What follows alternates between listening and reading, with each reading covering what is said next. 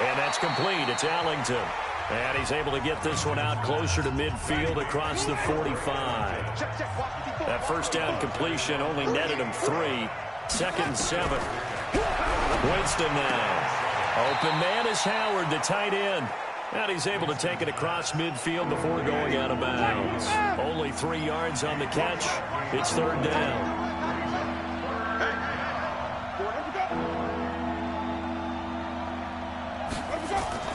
3rd and short yardage. Winston. It's complete to Grant. And this is going to be another first down as the tackle's going to be made at the Rams' 37. A little football 101 there. You just see the receiver try to run down the defender, meaning he goes right at him and really trying to move him a little bit towards the center of the field so he can put his foot in the ground and break to the out, to the sideline, and make a catch. Boy, that's a 5-yard loss. 4th down now. A false start backs him up 5. 1st and 15.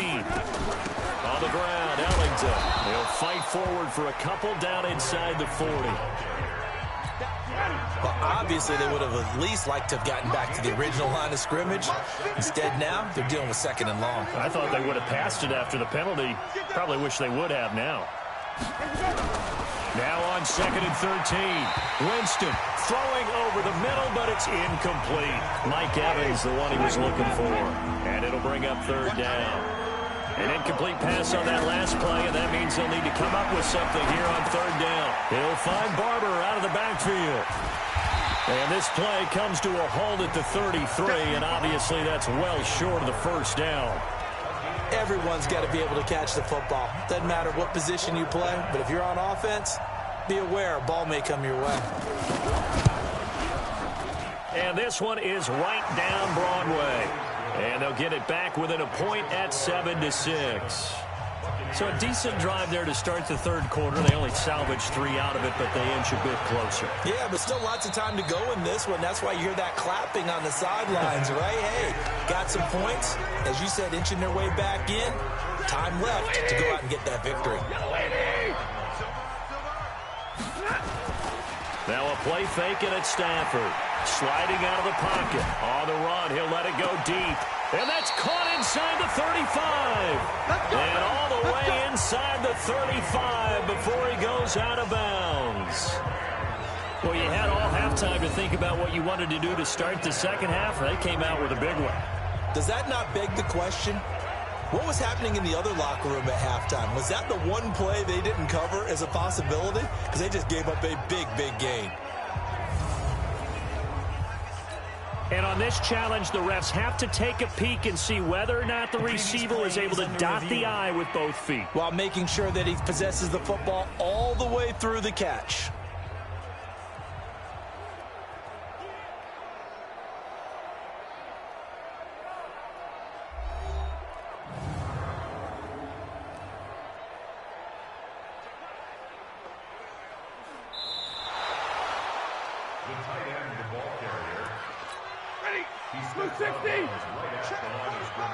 And the challenge pays dividends. The ref overturns the play.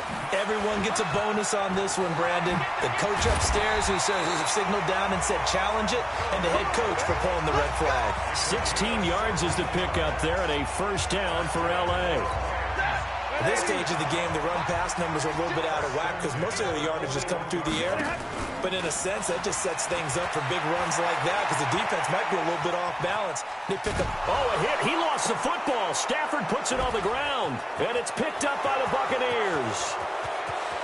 And he returns it to the end zone. A fumble recovery touchdown for the Bucs. So a big turn of events there. This defense makes the play. They return it for the score, and now they have the lead. So much for ball security for the offense. Playing with a lead in the 2nd half. They give the ball up, and all of a sudden they're behind. Big-time fumble. And a fair catch signaled for and taken successfully. The Rams offense now making their way out to take over.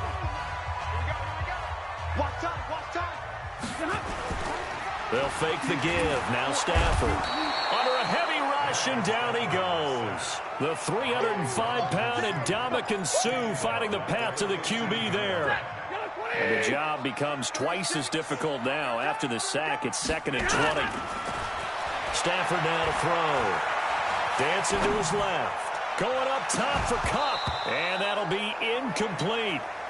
Good protection that time, and they couldn't hook up on the long one. Now it's 3rd down. An incomplete pass on that last play, and that means they'll need to come up with something here on 3rd down. Into double coverage, and it's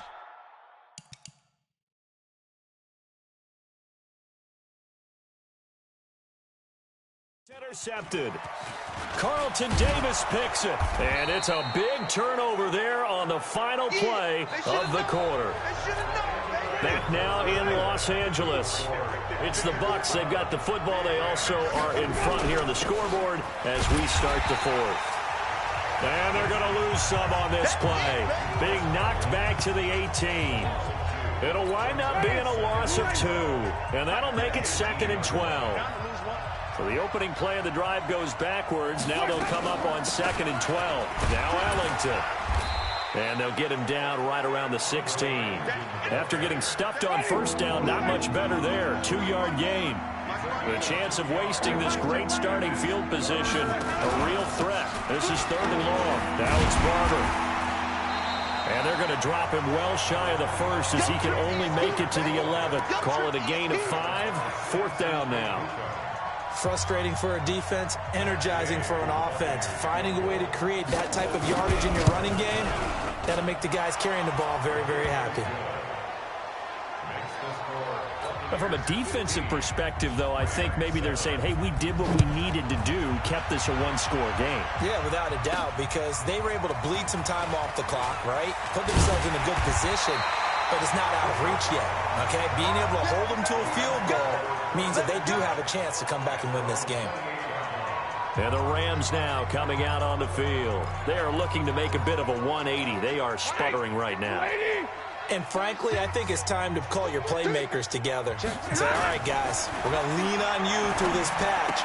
We need you to get us back on track and get us going in the right. And now look at this. Big gain, but a fumble. But this will get out of bounds, so possession will stay the same. So one play, and they're already just shy of midfield. Out of the gun, Stafford. Flush to his right. On the run, he'll let it go deep. Right sideline.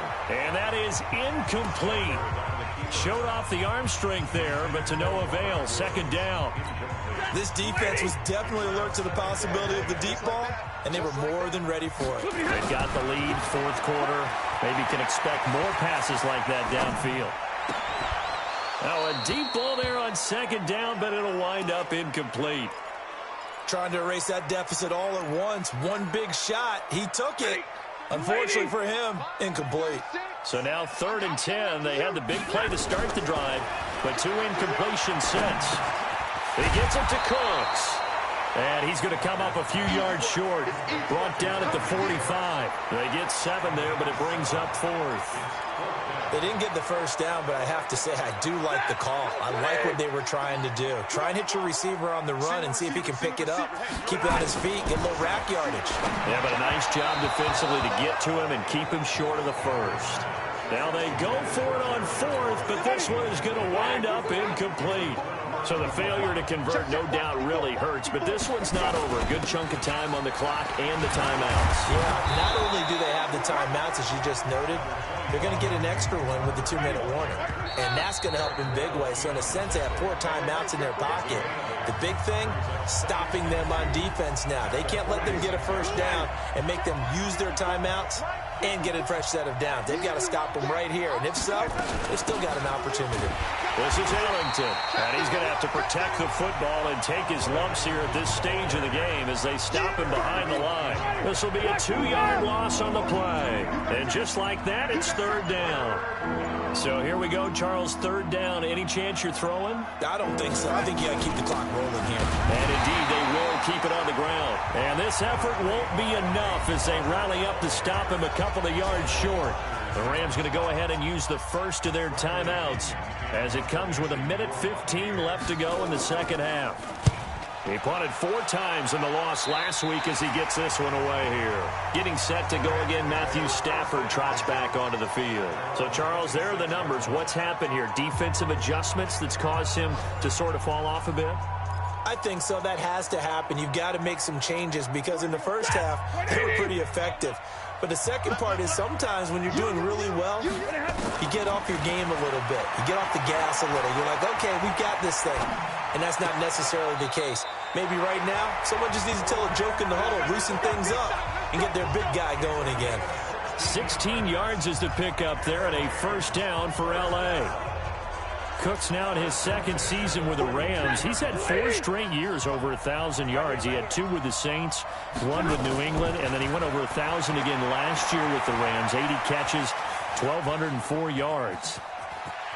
And he'll take this to the other side of midfield before going out of bounds. Nothing open downfield. He keeps it himself for 11 and a first down. Late in the game, defense trying to avoid a big play. He's able to work out of the passing game, turn it into a run, pick up the first, and stop the clock as well. And you know in this situation, everything is sped up. The intensity, the thinking, everyone's movements. But for a quarterback, he has to continue to do what we call flatliner. Level in everything he does and read the clock, feel it in the pocket, and go at the appropriate time. An incomplete pass on first down. That leads to a 2nd and 10. Escaping the pressure right. And he'll find his target. Woods, it's complete. And oh, so close as he takes it all the way to the 2-yard line. A big play there for L.A. 46 yards. First and goal. A touchdown and a 2-point conversion here are musts. Now it's Gurley. And he takes it across for a Rams touchdown. Todd Gurley in the final minute as they now sit just a 2-point conversion away from tying this game up in the 4th quarter.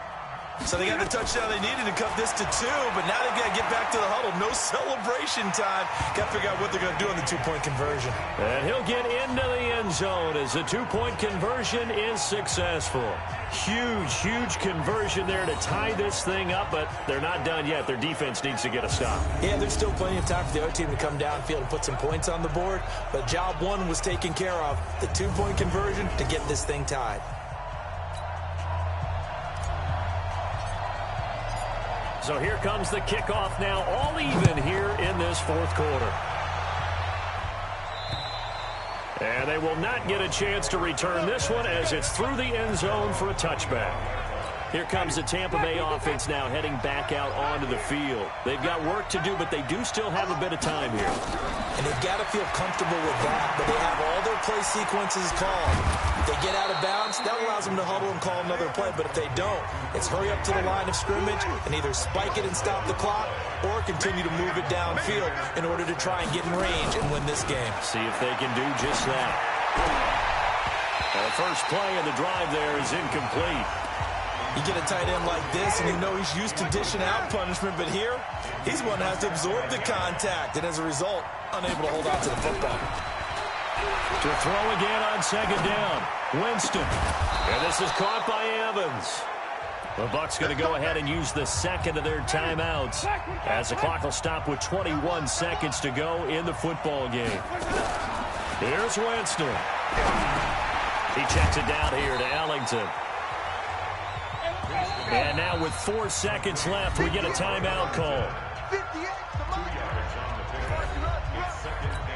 Here's a 4-receiver look now. 3 of those guys out to the right side on 2nd and 8. Winston. He finds his tight end, Howard. That's complete. Final whistle blows, and we need some extra time here to decide who will be the victor. 60 minutes, just not enough some days to decide who's going to win the game. It's a little teaching moment here. Overtime rules. Remind us how this goes, partner. Okay, so in the past, we had sudden death. First team to score wins, but no longer.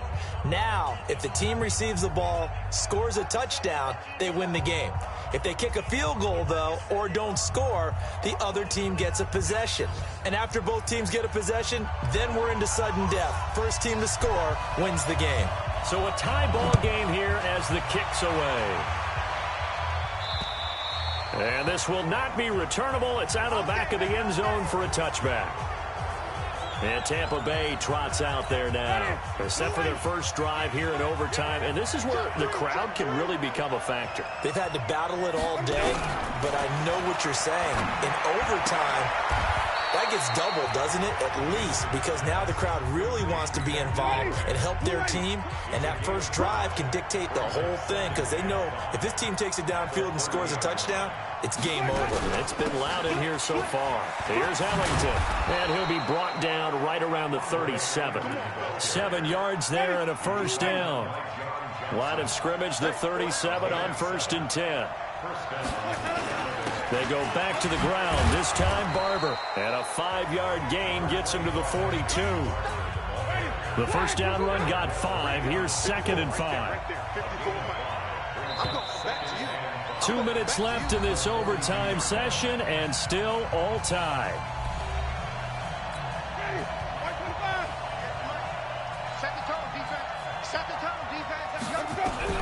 Second and 5 now. Winston. And they'll take over inside the 45 at the 44-yard line. A costly mistake here in OT. And you know what they say, when you throw an interception like that in overtime, you don't usually get a chance to throw a second one. I mean, I'm not sure the analytics on it. Let's ask Marvin, our statistician, to ring that down for us. That's typically how coaches and teams feel about it. If you throw one, you likely cost yourself the game. And now out on the field, here comes Los Angeles. Their defense did its job, got the stop. All they need is 3, and this is over. Couldn't have done much else other than score themselves and end it. But they turned it back over to them, and now all they need is a field goal to win the game. An excellent job by the defense. Can the offense finish things off? Well, part 1 is done, now part 2. Middle. Monday. First throw in overtime for Stanford. They'll roll him out right. Oh, he's able to outmuscle him here as he pulls it in. A good pickup there, 26 yards. Little OT scramble drill that time, Mr. Davis. And, partner, I can tell you from personal experience, nothing drives a defense crazier than having things covered and the quarterback takes off and picks up a first down or big yardage. Because whether you're in zone or man, it's easy to lose track of him because you don't... And he's into the end zone for the touchdown and a game winner in OT.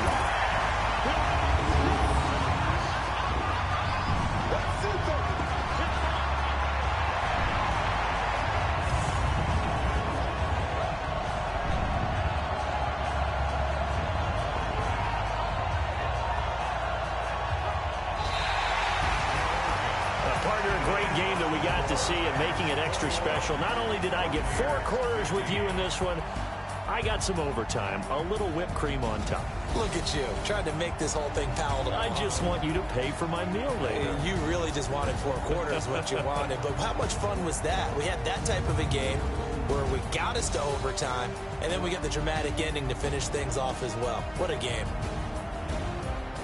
So for Los Angeles, it'll be a 500 start as the win gets them back to 2-2. And they will hit the road next week to take on the Seattle Seahawks. Meanwhile, for the Buccaneers, it's loss number 3 for them on the year.